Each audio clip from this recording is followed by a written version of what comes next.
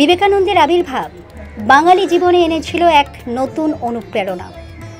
সর্বত্যাগী সন্ন্যাসী হয়েও তিনি শুধু নিজের মোক্ষ লাভের সাধনাই করেননি, মানবজাতির সেবাই ছিল তাঁর আদর্শ।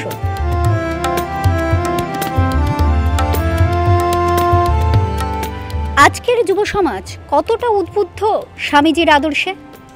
এখনকার আধুনিক যুগেও স্বামীজির বক্তব্য কতটা প্রাসঙ্গিক? এই সব প্রশ্নের উত্তর পেতে থাকুন পাপিয়ার সাথে।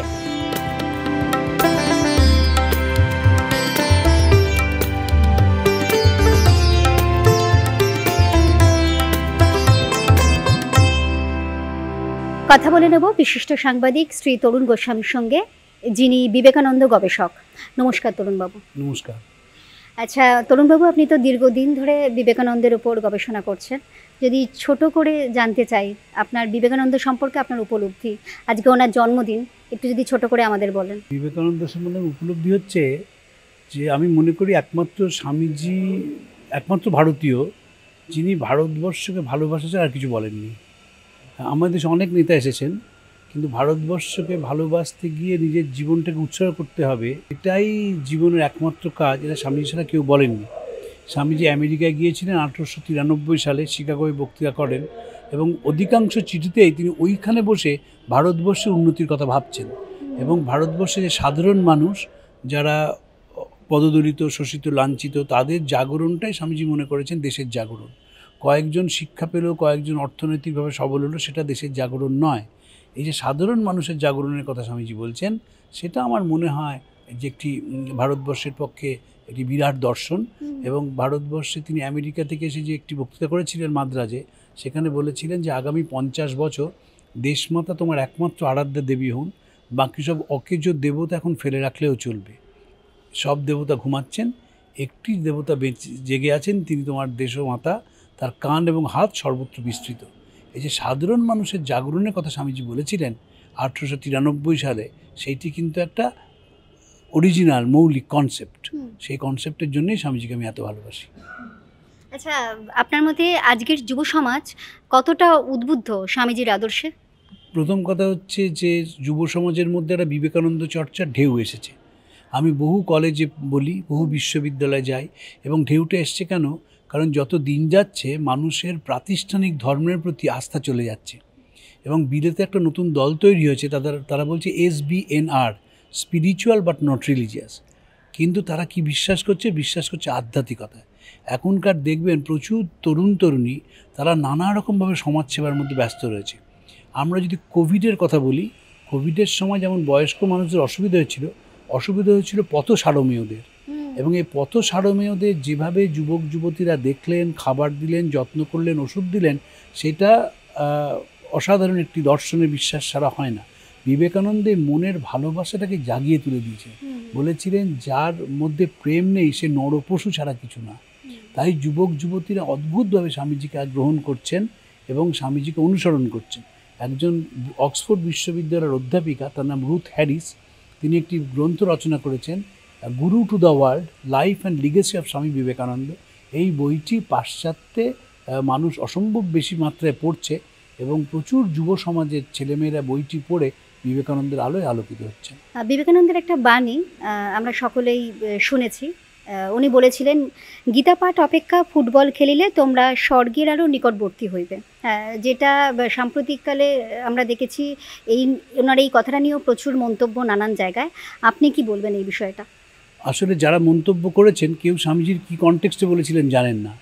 স্বামীজি দেখেছিলেন যে যারা গীতা পাঠ করেন, বাকি দিনটা পানা পুকুরে স্নান করেন, সকালে গীতা পাঠ করেন এবং নিষ্কাম নিদ্রায় কাটান, তাদের স্বামীজি জীবনযুদ্ধে নামিয়ে দিতে চেয়েছিলেন। গীতা তো জীবনযুদ্ধের কথা বলে। অর্জুন যখন গান্ডীব ফেলে দিলেন, শ্রী ভগবান তাকে অনুপ্রাণিত করলেন, তুমি যুদ্ধটা ছেড়ে যেতে পারবে না, জীবনযুদ্ধ অংশগ্রহণ করতেই হবে। সেই জন্যই ফুটবলের সঙ্গে তুলনা করেছিলেন। স্বামীজির কাছে জীবনযুদ্ধ মানে নিষ্কাম সেবা, মানুষকে যারা আলোর নিচে আসেনি, যারা দরিদ্র, যারা অসহায়, তাদের সেবাটাই জীবনের একমাত্র কাজ বলে মনে করেছেন স্বামীজি। মাইসোরের মহারাজাকে একটি চিঠি লিখেছিলেন, এই জীবন কয়েকদিনের, জীবনের চাকচিক্যও কয়েকদিনের, সেই বেঁচে থাকে যে পরের জন্য বেঁচে থাকে, বাকিরা মৃত প্রেত তুল্য। মারা যাওয়ার 10 দিন আগে তার শিষ্য শরৎচন্দ্র চক্রবর্তীকে বলেছিলেন, যখন মানুষের কষ্ট দেখি তখন মনে হয় রেখে দে তোর ঘণ্টা নাড়া শাঁখ বাজানো, এদের স্বস্তিদানের জন্য যেন কিছু করতে পারি, সেটাই আমার আসল কাজ। নিবেদিতাকে মারা যাওয়ার কয়েকদিন আগে বলেছিলেন, আমার কাজ কোনো ধর্মমত প্রচার করা নয়, যাতে দেশের মানুষ দুবেলা পেট ভরে খেতে পায় সেই ব্যবস্থা করা। আপনার মতে আজকের যুগে বিবেকানন্দের বলা কথাগুলো কতটা প্রাসঙ্গিক? 110 ভাগ প্রাসঙ্গিক। আমাদের দেশের মানুষ যদি পরের কথা ভাবতো না, দেশটা অন্যরকম হয়ে যেত। কারণ মনে রাখতে হবে, স্বামীজি প্রথম আবিষ্কার করেছিলেন, এবং আমিও বিশ্বাস করি এত ট্যালেন্ট পৃথিবীর কোথাও নেই। স্বামীজিকে প্রশ্ন করা হয়েছিল প্রথমবার বিদেশ থেকে আসার পর, যে আপনি ওদেশও দেখলেন এদেশও দেখলেন। যিনি প্রশ্ন করেছিলেন তিনি ইন্ডিয়ান মিরার কাগজের এডিটার নরেন্দ্রনাথ সেন। কী তফাৎ দেখলে দুটো দেশের? স্বামীজি বলেছিলেন, ওদেশে দেখলাম কোনো প্রতিভা নেই, কিন্তু প্রতিষ্ঠানটি বড় সাংঘাতিক। প্রতিষ্ঠানগুলো, আমাদের দেশে প্রতিষ্ঠান নেই, তাই প্রতিভা ঘরে ঘরে নষ্ট হয়ে যায়। আমাদের দেশের যদি ছেলে মেয়েদের শিক্ষা দেওয়া যেত, যদি তাদের ভালোবাসা দিয়ে সিঞ্চন করা যেত, তাহলে এই দেশের মতো দেশ পৃথিবীতে নেই। আপনি চিন্তা করুন না, একটা ছোট বাচ্চা হাইওয়েতে রাস্তার এপার থেকে ওপারে গরম চায়ের কাপ দিয়ে আসে। এই যে আত্মবিশ্বাস, এই যে বুদ্ধি, এ তো পৃথিবীর কোথাও নেই। তার সঙ্গে আপনি ভালোবাসা দিন, শিক্ষা দিন, দেখবেন ছেলেটা কোথায় পৌঁছাবে, মেয়েটা কোথায় পৌঁছায়। যারা আমাদের দেশে হাতের কাজ করেন মহিলা, পশ্চিমবঙ্গে এবং ভারতবর্ষের বিভিন্ন গ্রামে, তাদের যদি আপনি আধুনিক শিক্ষাটা দিতে পারতেন, এবং যে কাজটা রয়েছে সেই কাজটার মধ্যে যদি শিক্ষা জুটে যেত, বুঝতে পারছেন তারা কোথায় পৌঁছতো। মধুবনী পেন্টিং যারা করেন, তাদের যদি আধুনিক পেন্টিংটা শেখাতেন, ওর সঙ্গে যদি যুক্ত হতো, সে অন্য দেশ হয়ে যেত। তাই জন্য বিবেকানন্দ অসম্ভব প্রাসঙ্গিক। এই দেশটার কথাই তিনি বারবার বলেছেন, এই দেশটার মানুষকে ভালোবাসার কথা বলেছেন, এবং বলেছেন এদেশে জন্মেছ বলে গর্বিত অনুভব করো, লজ্জিত হয়েও না। আমরা তো লজ্জা পাই, আমরা মনে করি আমেরিকায় গিয়ে থাকাটাই বুঝি জীবনের উদ্দেশ্য, আর এদেশে থাকাটা হচ্ছে মহাপাপ, অভিশপ্ত জীবন। তা কিন্তু নয়, এরকম দেশ পৃথিবীতে কোথাও নেই। অনেক ধন্যবাদ।